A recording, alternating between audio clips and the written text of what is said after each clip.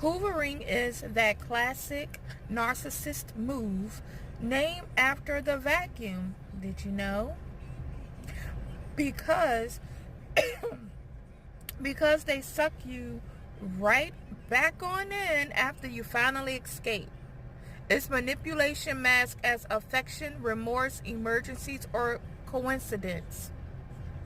Let me break down the top hoovering tactics so you're not out here falling for deja vu with the demon. The top hoovering tactics that narcissists use are fake apologies and love bombs. I've changed. You're the best thing that ever happened to me. Let's start over, bae. No games this time, boo-boo. That means they missed the control, not you. Or what about playing the victim?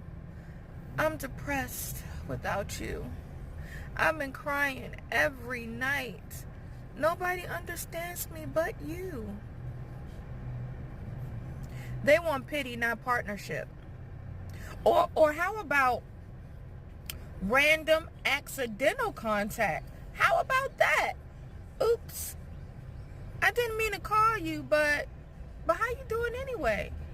Or, hey, is this still your number?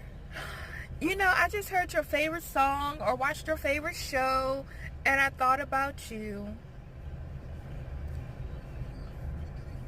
They're fishing. Don't bite it.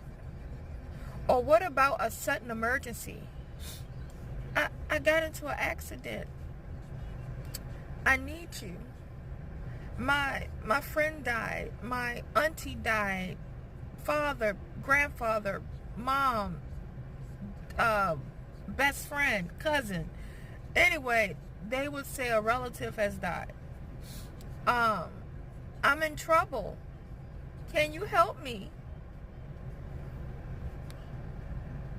They know empathy is your weakness. What about the nostalgia triggers? What about that?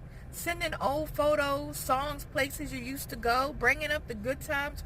Remember we used to laugh when we did this. Remember we used to laugh going down the road, and remember we laughed for hours.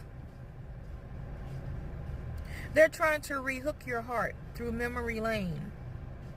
Third party hoovering. Mutual friends or family randomly reach out. They talk about you all the time. They still say they love you. They can't get to you, so they send a messenger. Clock that. What about the silent hoover? They don't reach out, but they watch everything. They view all your stories. They like a random post from 83 weeks ago. They're trying to be felt without seen. Clock that. Bottom line, hoovering is not closure. It's a trap. It's control disguised as curiosity, love, or concern. Don't let loneliness romanticize what nearly destroyed you. That's all I got to say. Bye.